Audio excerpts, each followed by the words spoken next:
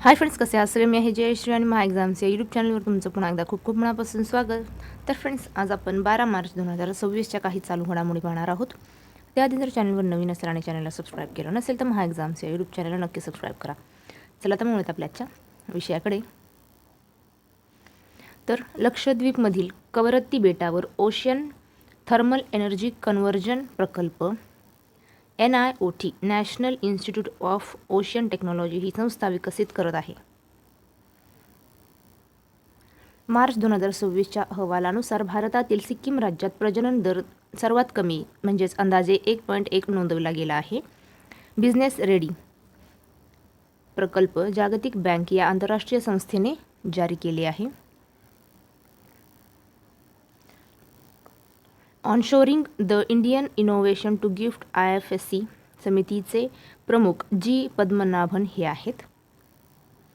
RM नाचम्मा या भारतातील कोणत्याही कार्यरत अणुऊर्जा प्रकल्पातील ऑपरेशनचे नेतृत्व करणाऱ्या पहिल्या महिला ठरल्या आहेत.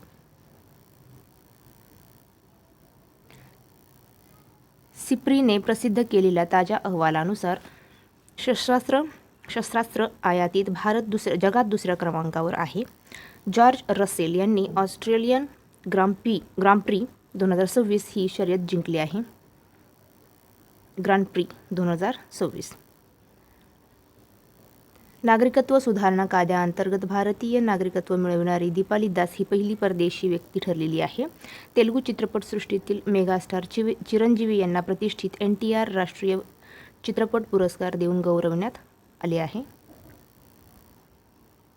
कृष्णमूर्ती सुब्रमण्यम हे शिकागो माजी विद्यार्थी पुरस्कार जिंकणारे पहिले भारतीय शास्त्रज्ञ ठरले आहे. 10 मार्च हा दिवस जगभरात आंतरराष्ट्रीय महिला न्यायाधीश दिन म्हणून साजरा केला जातो. इराणने आपल्या सर्वोच्च नेतेपदी मोजतबा खामेनेई यांची निवड केली आहे. पंतप्रधान नरेंद्र मोदी यांनी 8 मार्च 2026 रोजी नवी दिल्ली येथे भारतातील पहिल्या रिंग मेट्रोचे उद्घाटन केले. 16 वर्षावर खालील मुलांसाठी सोशल मीडियावर बंदी घालणारा आशियाई क्षेत्रातील पहिला देश इंडोनेशिया ठरलेला आहे. जनजातीय कला उत्सवाचे उद्घाटन नवी दिल्ली येथे करण्यात आले.